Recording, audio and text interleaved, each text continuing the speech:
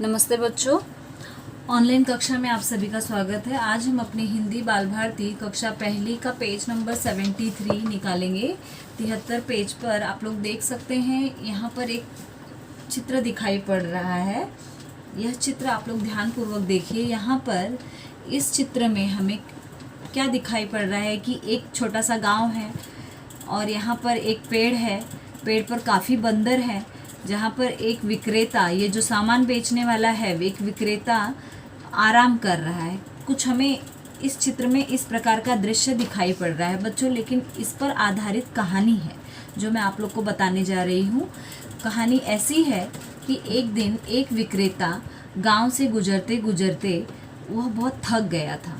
हाँ, एक विक्रेता सामान लेके जो बेचता है उसे विक्रेता कहते हैं। तो ऐसे ही गांव की ओर जाना ही था, लेकिन शायद जा ही रहा था कि वो थकान के नाते एक पेड़ उसे दिखा, जहाँ पर वो सोचा कि मैं आराम कर लेता हूँ।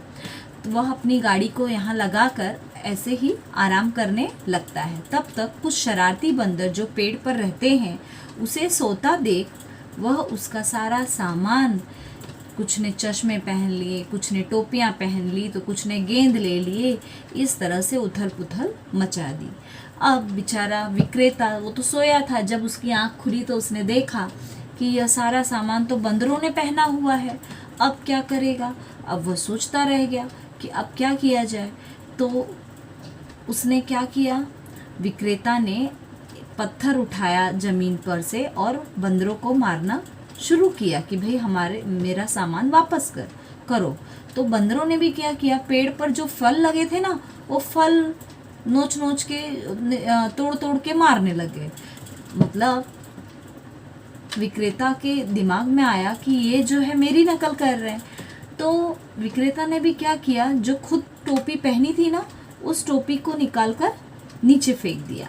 तो बंदरों ने भी क्या किया, टोपी निकालकर नीचे फेंक दिया। उसके बाद कुछ इसी तरह विक्रेता ने चश्मा लगाया और चश्मे भी निकाल के नीचे फेंक दिए।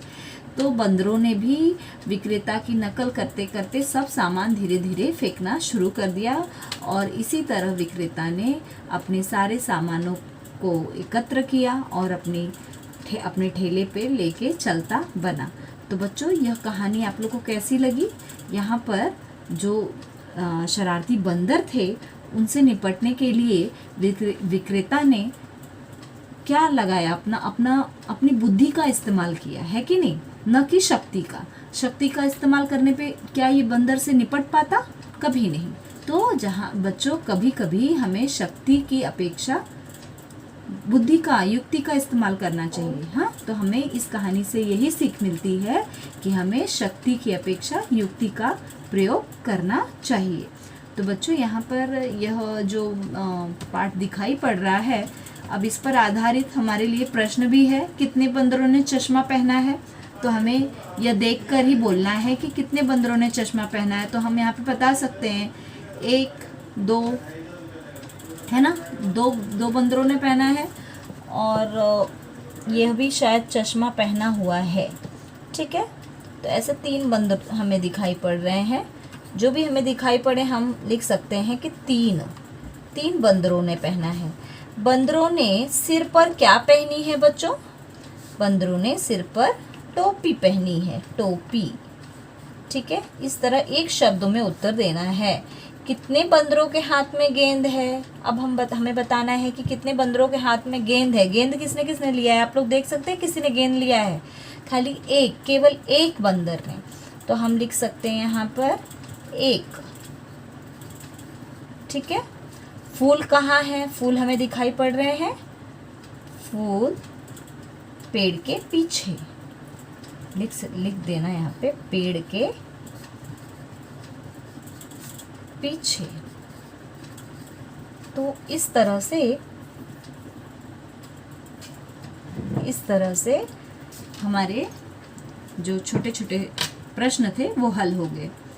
ठीक है, तो बच्चों, यहाँ पर ध्यान देना है हमें कि इस चित्र से हमें क्या संदेश मिल रहा है और यह इस पे कौन सी कहानी आधारित है, जो कि मैंने आप लोग को सुना दी है। तो बच्चों अब हम ये हमारा लेसन यहीं पे कंप्लीट हो गया, ये पूरा हो गया। अब हम अपनी अगली ऑनलाइन क्लास में मिलेंगे बच्चों, तब तक के लिए नमस्कार।